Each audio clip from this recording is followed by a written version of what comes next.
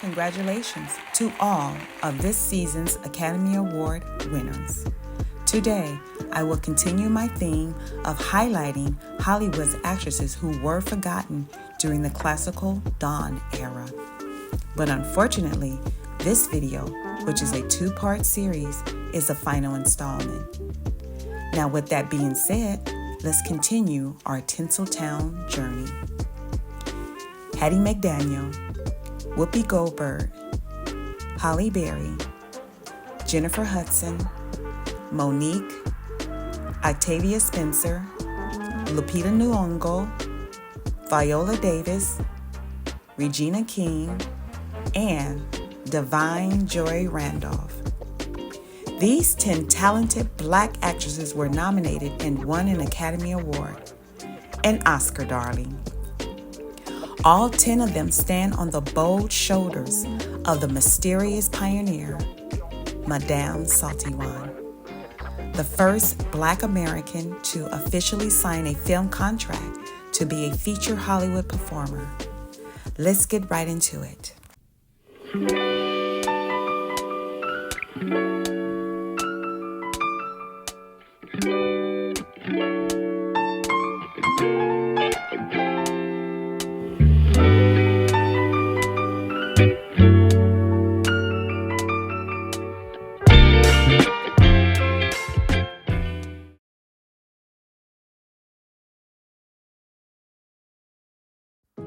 Born Nellie Wan from Louisville, Kentucky in the year 1873, young Nellie parents, mother Cleo DeLonda, was an aspiring singer.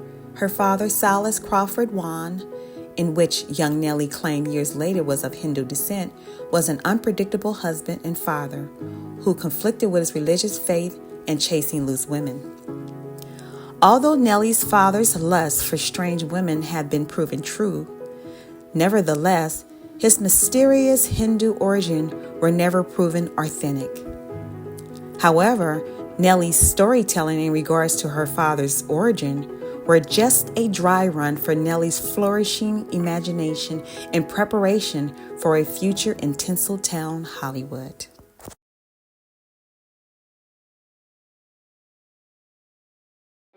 Eventually, Nellie's father abandoned the family, which encourages Nellie's mother to seek domestic work as a laundress in white actresses around town homes. Earning money became a shared responsibility for the entire struggling family, including young Nellie, who was sent by her mother to deliver the clean, neatly pressed clothes to their white clients. Nellie's laundry delivery to white vaudeville actors, dancers, and musicians exposed young Nellie to a wide array of different performers. Immediately, she was driven to become a vaudeville actor.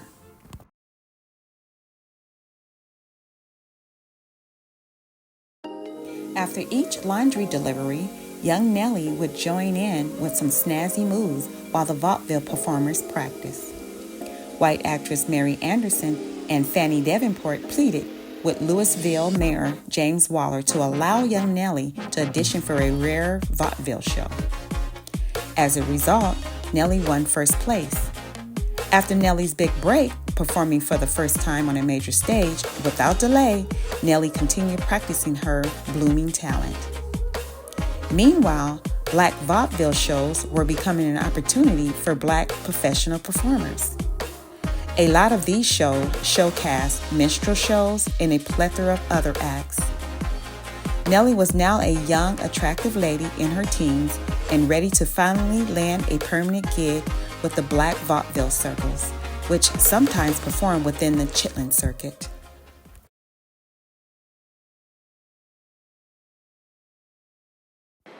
Welcome to the Thought Cafe. Come join me. Have a seat. Please order some refreshments.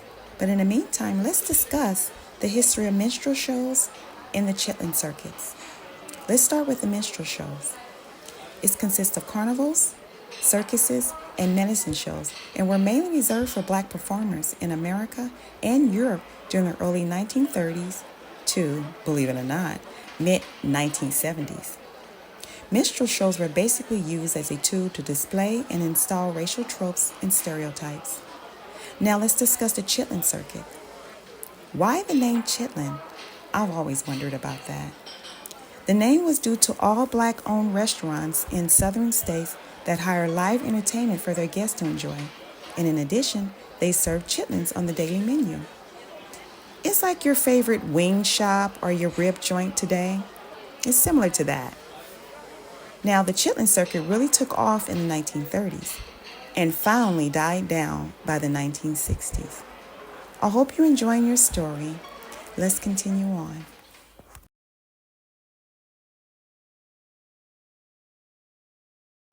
Without delay, Nellie relocated to Cincinnati, where she joined a traveling company called the Three Black Cloaks. This is where Nellie presented herself as Creole Nell. Creole Nell, now well into her 20s, understood the process of branding herself into a mysterious, mesmerizing femme fatale figure. She utilized her feminine mystique along with her acting skills she mimicked from the practicing vaudeville dancers years ago. Nellie managed to gather up some bohemian attire, acquire a seductive stare that only she could perfect. It was a strong, lingering gaze that demanded notice. And demand she did when she met her future husband, Robert Reed Conley. At this moment in her life, Nellie went beyond making lemonade out of lemons. She made gourmet meals, darling.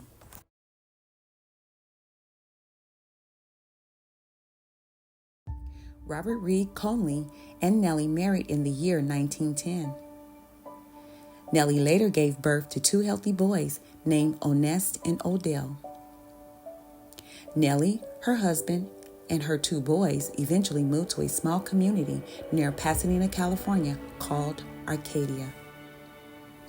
As a result, Black families leaving southern states moved to California in hopes of obtaining better opportunities. Finally, the couple arrived in the sunny state in search of work. Nellie, being the wise entertainer, created the bold idea of changing her stage name. Just like Nellie was, herself a mystery, so was her new identity and name. Madame Sotiwan was born. Why Madame, you might ask? In French, Madame means Mrs.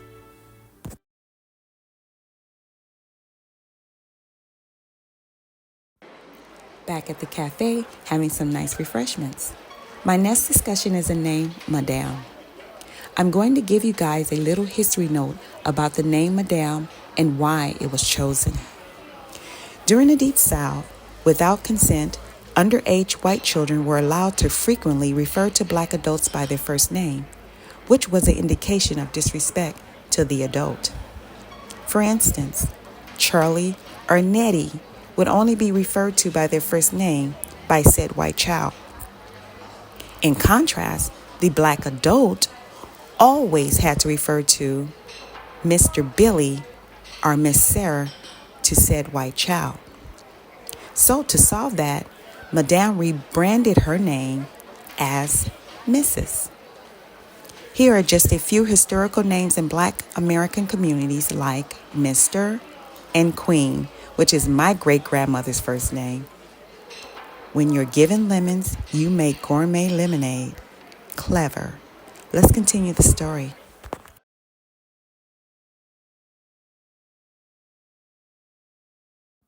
Madame Sotiwan, befitting a future major Hollywood star, was prepared for Tinseltown. The move to California became an epic game changer for Madame. However, for her husband Robert, the change became all too much for him to muster. He, like her father, also eventually abandoned the family. Madame and her two boys were now left destitute and 10 months behind on their rent. She did not have time to mourn her husband's absence.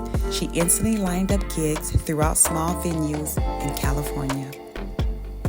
Madame put together resources for herself and her children, who at this time were old enough to also accompany their mother on stage performing acts, singing, and dancing.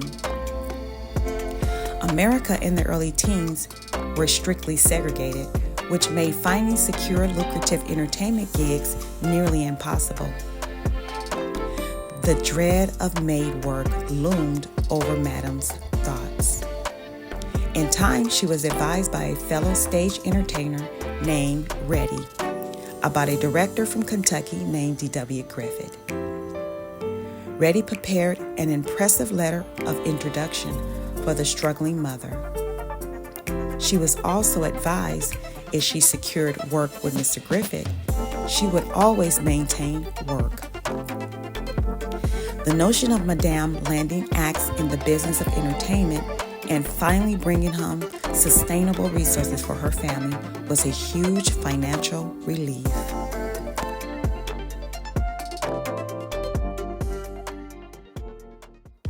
Thank you for tuning in to part 1 of the Madame Salty Wand story. What are your thoughts about today's video regarding Madame's many endeavors on her climb to stardom? And today's side notes.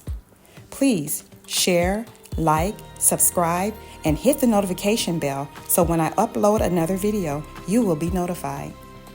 As always, because everyone has a story. Ciao!